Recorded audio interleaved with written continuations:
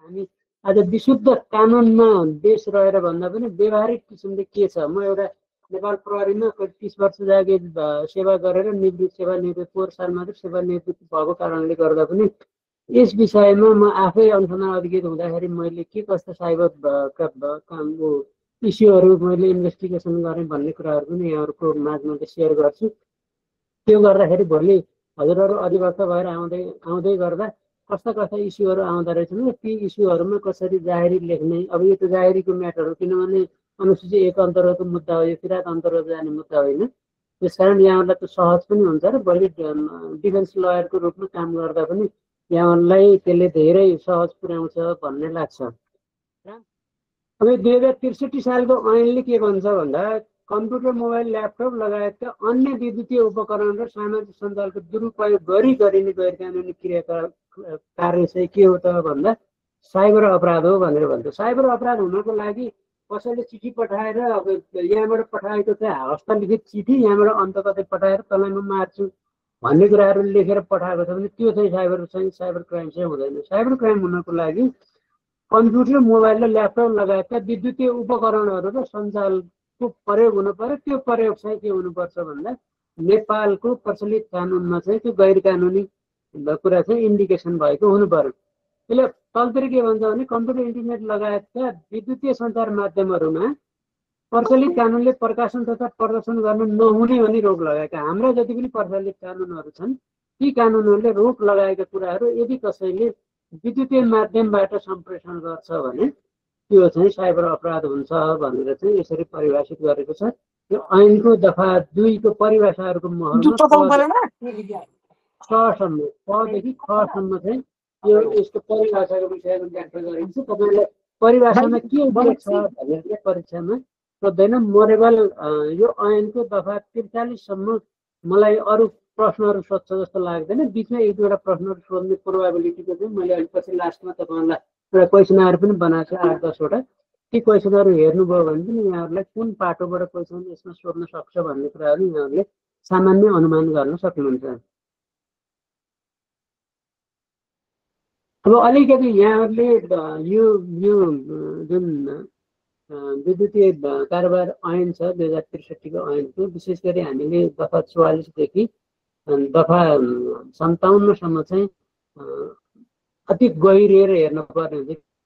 एउटा न एउटा तपाईँलाई प्रश्न आउँछ नै अरूबाट भन्दा यो 44 देखि तपाईँको 45 देखि 57सम्मबाट एउटा न एउटा कुनै प्रश्न आउँछ। त्यस कारण त्यो यहाँहरूले अलिक गहिरेर अध्ययन गर्नु होला, किनभने सबैमा उस्तै छ, एउटै सजाय जस्तो देखिन्छ। त्यही भएर कन्फ्युजन हुने भएको हुनाले यहाँहरूले एकपटक अथवा 2 पटक पढ्नै पर्ने हुन्छ। अब यो तपाईँलाई भोलि पढ्दै गर्दा अब यति धेरै पढ्नुपर्ने ऐन पढ्नुपर्ने हुन्छ कि यो तपाईँको लागि यो आउँदै गरेको यहाँहरूको चाहिँ इक्जाममा 12को इक्जाममा तपाईँ अगाडि पढ्दै जानुहुन्छ पछाडि बिर्सिँदै जाने अवस्था हुन्छ, किनभने सबै एउटै प्याटर्नको हुन्छ।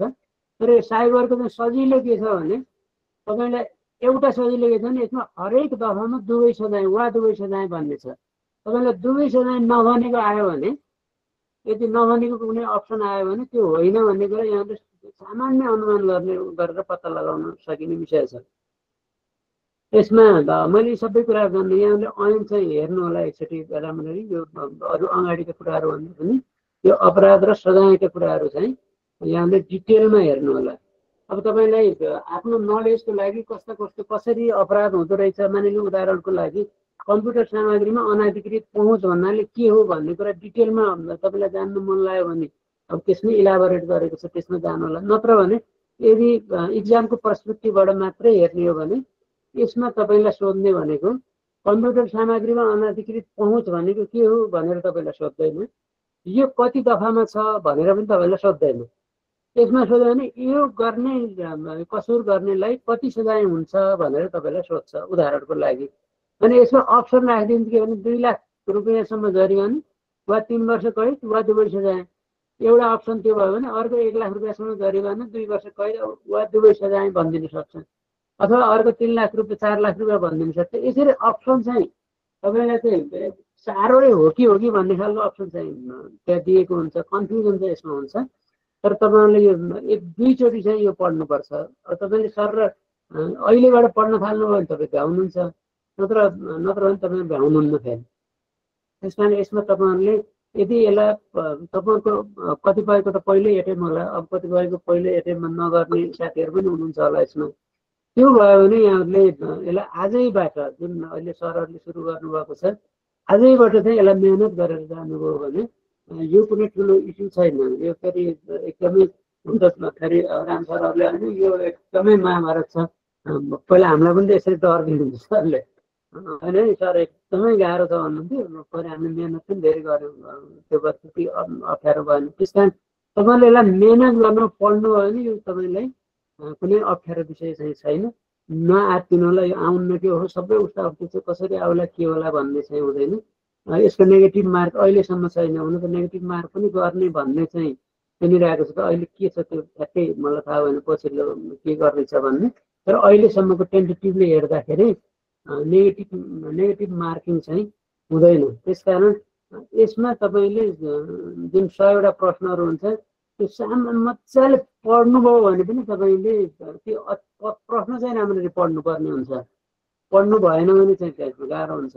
पढ्नुभयो भने चाहिँ यो पास गर्नलाई तपाईँलाई कुनै गाह्रो हुन्छ जस्तो मलाई चाहिँ लाग्दैन। अर्को स्लाइडमा जाउँछ।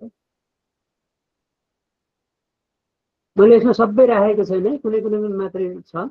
यो सजायको प्रक्रिया यसमा पनि लगाएन। अब यो गोपनीयता भङ्ग गर्ने कसुरमा 1 लाख रुपियाँसम्म जरिवाना हो, 2 वर्ष कैद हो, दुवै सजाय भन्छ।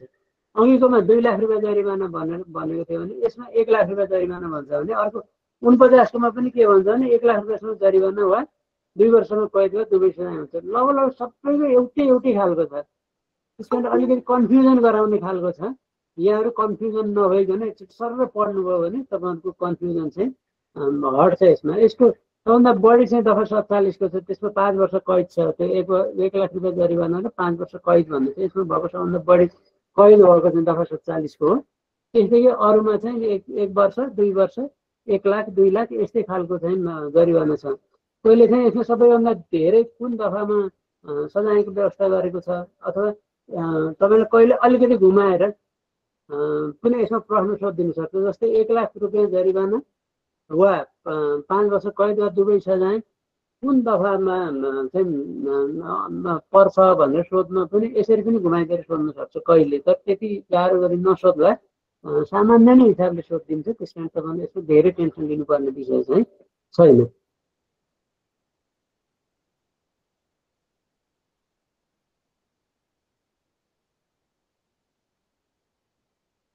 अगाडि आउँछ।